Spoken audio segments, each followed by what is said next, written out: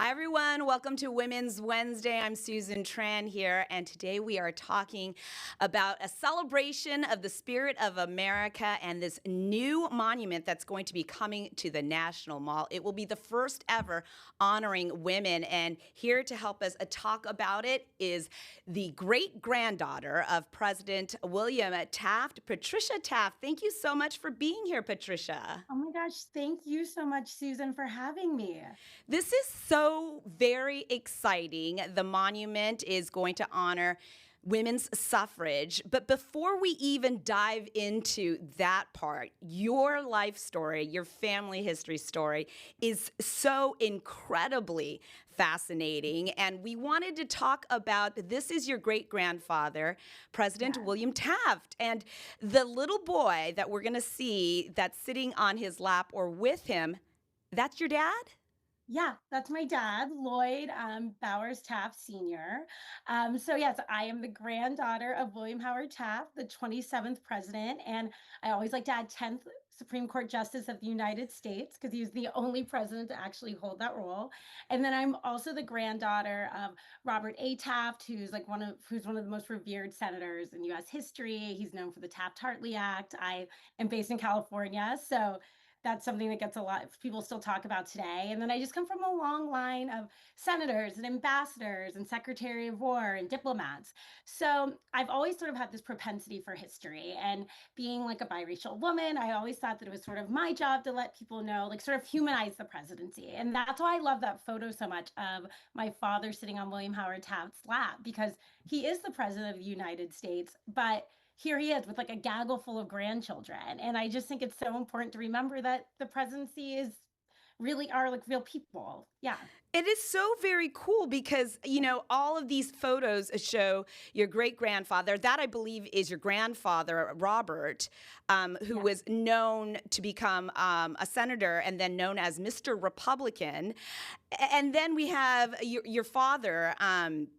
Who had you, I guess, a little late in life, so you didn't get as much time. But it kind of speaks to this monument that we're going to be talking about, because the only way to get this women's suffrage monument built was this huge bipartisan effort, right? I mean, we're talking both Presidents Trump and Biden had to sign on to it, and then all of the living first ladies are part of the whole committee to do that. Can you talk a little bit about what this means for you? So, as a presidential descendant and ambassador for the Women's Monument, I like to say that the monument really is a masterclass in unity. If you really think about it, so far it's passed two separate pieces of legislation, bipartisan. As you said, it's gone over two consecutive presidencies, like that's administrations. That's amazing. And then what's so interesting to me also is that so the first Taft held office in 1724. So in colonial United States. And when I'm always talking about history, for a while, it was always these men. And then I started digging a little deeper and I realized that the Taft women had a set just as large a legacy. So my one of my earliest descendants, Lydia Chapin Taft, was actually the first woman to vote in the colonial United States in 1756. So if we're saying that the first Taft held office in 1724, the first female Taft to really be on record as doing this huge monumental thing happened just 30 years later. So for me, I feel like that's something everyone can get on board with. And that's why it's just really surpassed party lines of partisanship. That is incredible, because when we talk about your family legacy, it appears obviously that your great grandmother would not have been able to vote when she was in the White House to vote for her husband. Even your grandmother would not have been able to vote in the early days. And it takes such a movement. I mean, the women were not even able to vote until the 1920s. Do you know if your family, your great grandmother or your grandmother, eventually were able to Well, vote I during their actually have a lifetime? So, The funniest thing about Helen Taft, I will say, is that I'm not sure, like, I won't go too deep into history, but obviously William Howard Taft gets elected. A lot of people say that was actually due to Helen Taft, his wife at the time. She had visited the White House as a little girl, and she had decided after she met Lucy Hayes, like, that is where she was going to live. She was going to be first lady. He just wanted to be a judge. Like, for William Howard Taft, being Supreme Court justice was the dream. I always say, great president, not a great politician. Helen Taft suffered a stroke at the beginning of his administration, so he stopped consulting with her. And eventually she regained the ability to speak and she was fully like fine. But during those years when he was not consulting her, that's when he had a huge fallout with Teddy Roosevelt. The Bull Moose Party happened. And by the time she had recovered, she actually attended the Democratic National Convention in 1912 because she was so annoyed at the Republican Party. She was so frustrated that her husband there was no hope in him getting elected. She refused to support Roosevelt. So I always think that's interesting because I also know she's someone that did not necessarily identify as a suffragist, but obviously she was there, like behind that. And I do know that she eventually went on to vote later, Oh like my towards the end of her life. goodness. That is quite family But lore and history. for a first lady, a Republican first lady, to say while she's serving as first lady, I'm going to the Democratic National Convention. I don't like how this turned out. And they even say, I will delve into this a little bit, but Helen Taft is responsible for bringing the cherry blossoms to DC. And they always, as you're in DC, you know, they bloom every year. Yeah. And they always say that it was such a small press event when she was planting these trees alongside the Japanese ambassador's wife. And people say that it was such a small turnout because she was so preoccupied thinking about how William Howard Taft had gotten them in this mess. Like he had stopped consulting her politically, and now he wasn't going to be president for a second term. Oh my goodness. I love that you have this rich appreciation for what it actually takes so that women could eventually vote. And then 100 and some odd years later, we're going to have this monument soon to honor the women's suffrage movement. We are talking with Patricia Taft, the great-granddaughter of President Taft. You're watching Women's Wednesday, and we will be right back.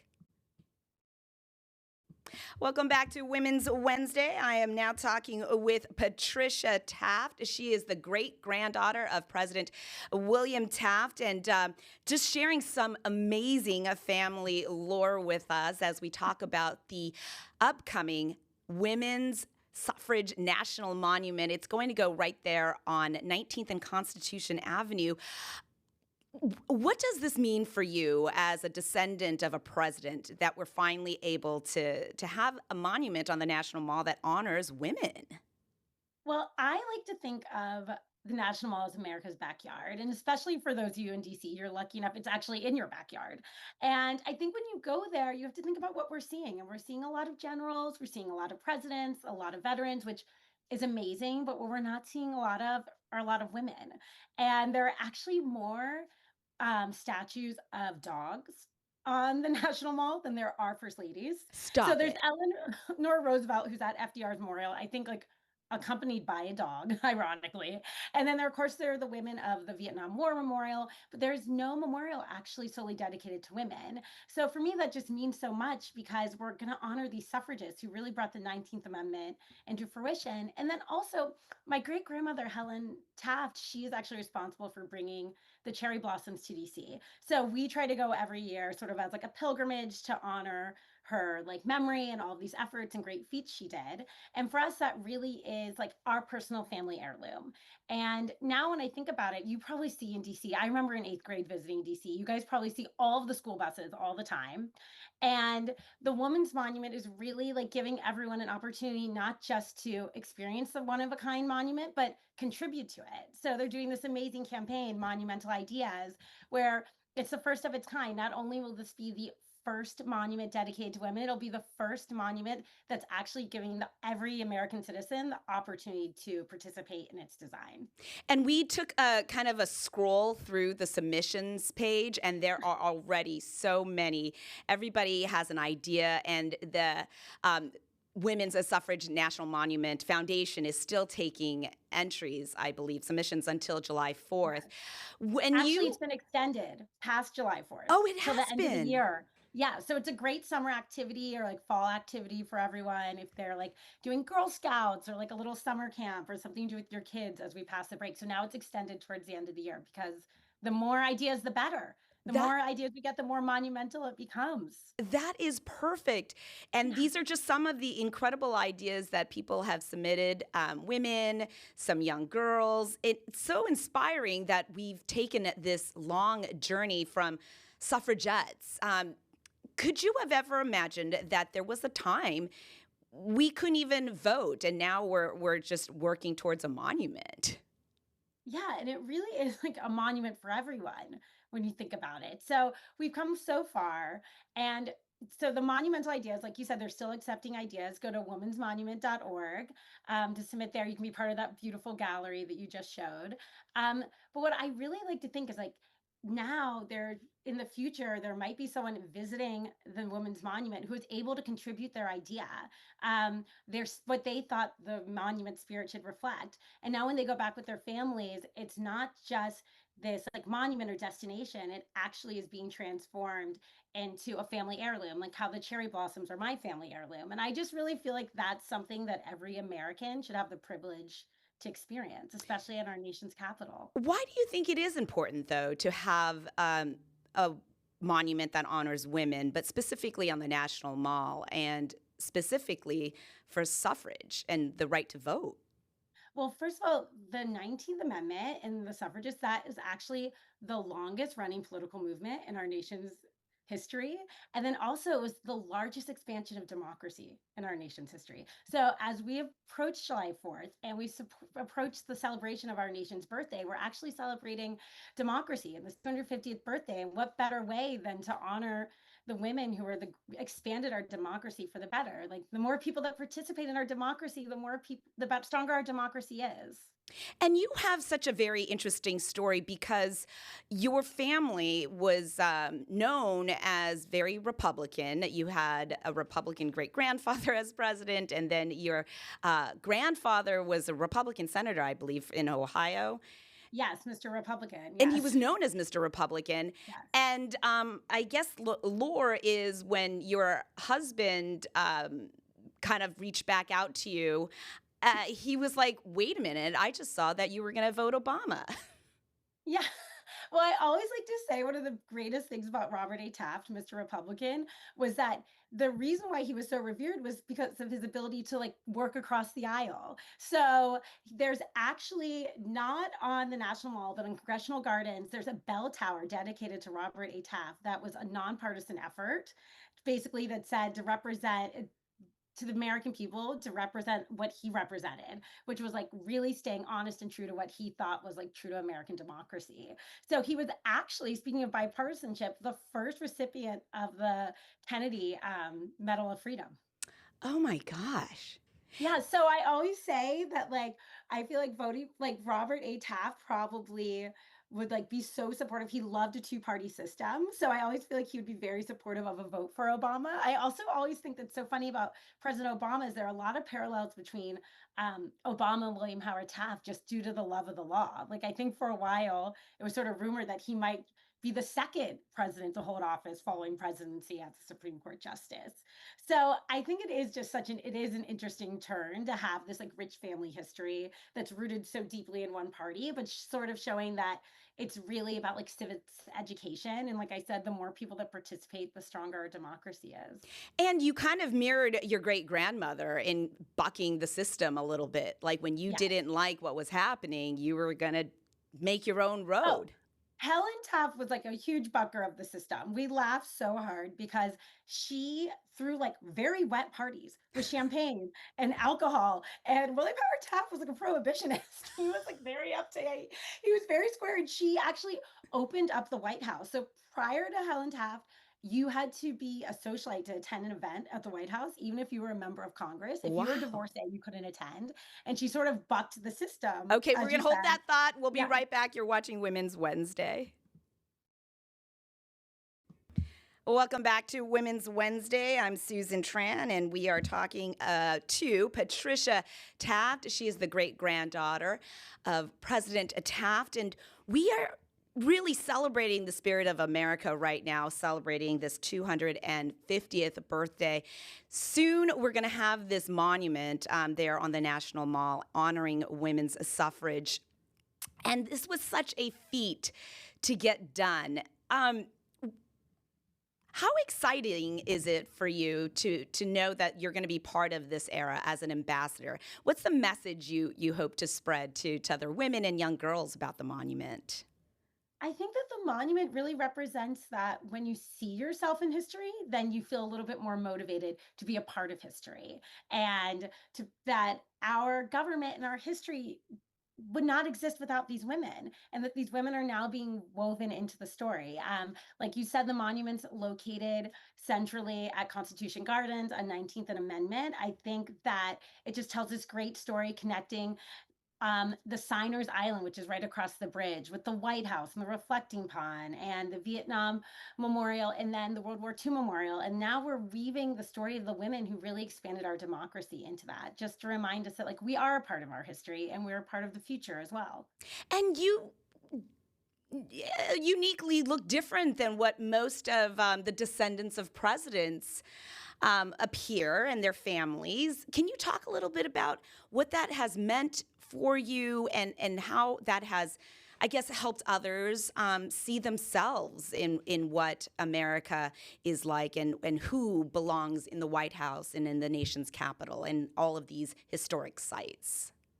Yeah, so one of the reasons I'm such an active like presidential descendant, we'll say I'm on the board of trustees for the Society of Presidential Descendants and National First Ladies Day, and the reason why I'm such an active member and participant is I really think that that representation matters, and I think I've always felt so uniquely connected to our nation's history, and I think that that's something that the monument is going to provide not just to the women of this country, but through monumental ideas like men can participate. It's like a national call for ideas, not a blueprint. So anyone that has an inkling of what they would like the spirit of this monument to represent, they can submit them on monumental um to at thewomensmonument.org and be represented. And I just think that's such a huge feat and really does mean a lot for participation in our government in the future. That's a photo of your mom and your uncle Yes. and yourself as a little girl.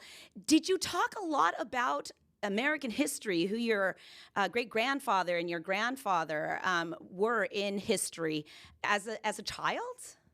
So I grew up in Cincinnati, which I like to affectionately call Taftinati. So I grew up, everything's Taft Road. I went to the school my family founded. I went to the church my family founded. Everything was very heavily Taft. And even when I was in high school, my first cousin was actually governor of the state. I was like terrified. Like I always say, everyone's like, use your politics. I'm like, no, no, no. I was like such a goody two shoes, yet still terrified in high school. Like that something was going to happen. But I was also really lucky because like he was able to give the speech at my graduation and hand my diploma to me.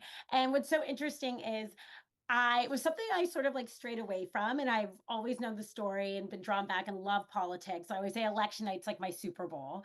And now that I have two daughters, they're actually named for Helen Herron Taft and Lydia Chapin Taft, these two suffragists. And it's just been so cool because we live in California, so it's a little different than growing up in Cincinnati, Taft and Addie, but they really do have this strong connection to our history in our country. And to me, that's just such a special thing to get to share.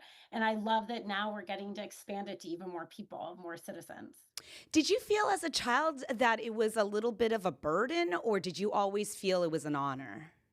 I thought it was an honor, but I did say, which I think is so funny, because I grew up in the 80s, but I remember when I was a little girl, there's a story that's always repeated that I said, I'm never going to run for president. I'm never going to run for politics. Because when I do, like grass will be endangered. And they're going to say there's a story about her, she ate grass as a child or as whatever, and it'll be an expose. Like, I don't know, maybe I was like a little jaded of sorts. Like, I don't know what 5-year-old says that, but um, like I said in high school, I was like very conscious of like what was going on, and that I sort of for a moment had a full circle moment. I minored in political science. So I was like, I'm gonna go work in fashion. I'm gonna be an interior designer. And then full circle, I've come back sort of as a civics advocate, just because it really is something that I'm so passionate about and feel like it really is like a great life's work for me personally. And it didn't ever feel like kind of just that this difficulty that you didn't look like necessarily all the other descendants of the